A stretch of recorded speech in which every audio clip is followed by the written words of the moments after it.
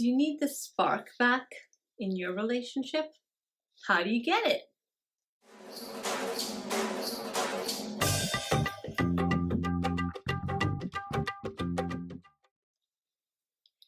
Hi there, and welcome back to Ask Dr. Saira, the show where I answer your questions about relationships, mental health, and spirituality.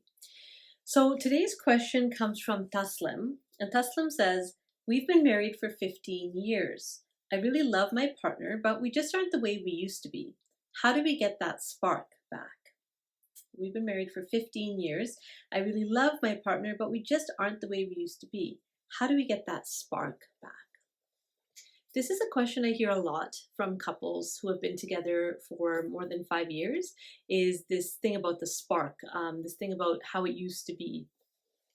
And I want to tell you about a few milestones that I've noticed in relationships. So there's a 2-year milestone, there's a 1-year milestone, but usually that first year is pretty sweet and pretty connected. And then there's a 2-year mark, a 5-year mark, 7-year, 10-year, and 15. And at these different kind of moments, I often notice that people kind of evaluate, maybe because they're important years, or there's this evaluation that happens where we think, where do we start? Where are we now? Do I like where we are? How, do I need to change anything? And so that makes sense that it's been 15 years and you're asking this question, okay, like, what do we do now?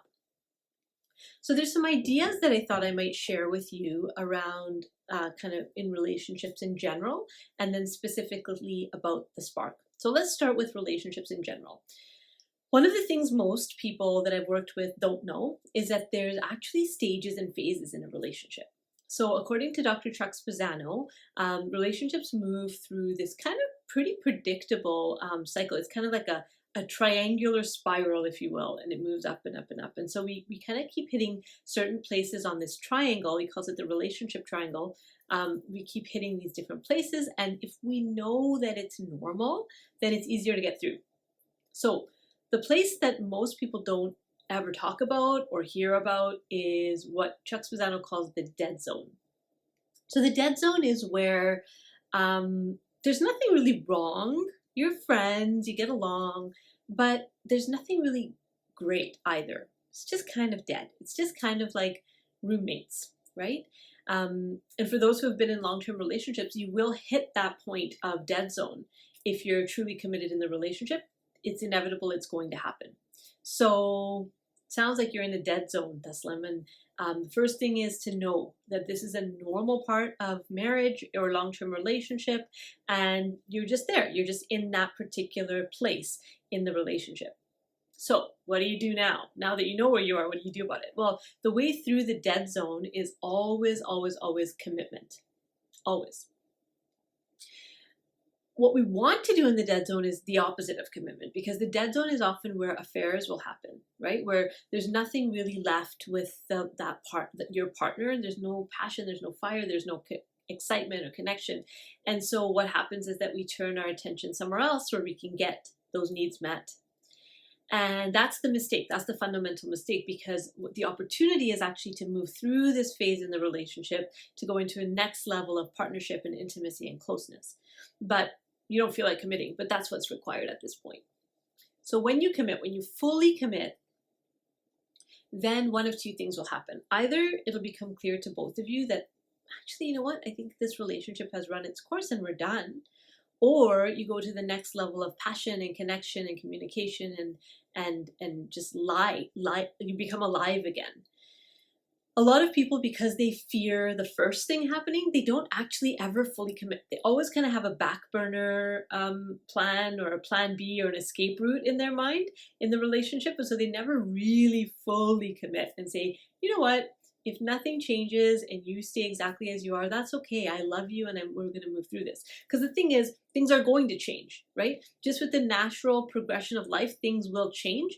But when you can make that full commitment, you're more likely to be noticing when those things change rather than like watching your clock and saying like, when is this going to get better? So that's the first thing to be aware of, is the dead zone, and the way through is commitment. The second thing I wanted to challenge you on, and I often challenge my clients on this when they talk to me about their partners who are maybe not acting the same as they used to, is What was it that made you fall in love with them in the first place? What was it that attracted you to them, that made them magnetic to you? You know, what was it that drew you in? Because what often happens is that we get drawn in, and then we kind of get lost in the humdrum of the day to day, and we forget that this is a really special person that you picked. Like, you wanted to be with them for 15 years for a reason, right? So what was it that drew you to them in the first place? Now, in the cases of arranged marriages, because some, maybe you didn't pick them, maybe they were picked for you, still looking back to those earlier times and saying, like, what were those little moments of when you started bonding and really connecting and falling in love, even after you got married? What did that look like? And what did that feel like? And remembering those early butterflies, right? What that helps us do is it helps us remember the continuity of love, right? Because sometimes it can feel like you just woke up and you're just here in the middle of this relationship and you don't even know how you got here. So going back to the beginning and back to the happy, exciting days can bring some of that back. Now, just thinking about it isn't enough. What we have to do is the third thing, which is you do something different. So when you think back to that person that you were when you first met or when you first fell in love, what were you doing differently at that time that maybe you're not doing anymore, right? How were you thinking at that time? What were the words coming out of your mouth? What were your gestures and your acts of love? What did they look like? Because so Chuck also talks about how if you feel like there's something missing in the relationship, if you notice it, then you're being called to bring it. So if you're noticing that there's no spark, then you're being asked to bring the spark into the relationship. So I'm not going to, the thing is, so many people spend time in therapy complaining about another person. But that person's not in the room with us. That person's not watching this video, right? You are. And so you're the one who can bring that spark. You're the one who can do just a small thing differently. It could be as simple as a little squeeze on the neck walking by through the house. It could be as simple as watching a show together if you haven't done that in a while. It could be as simple as holding the door open for your partner if that's something that they used to like in the early days, or some sort of a gesture, some sort of an action, just something small that's different.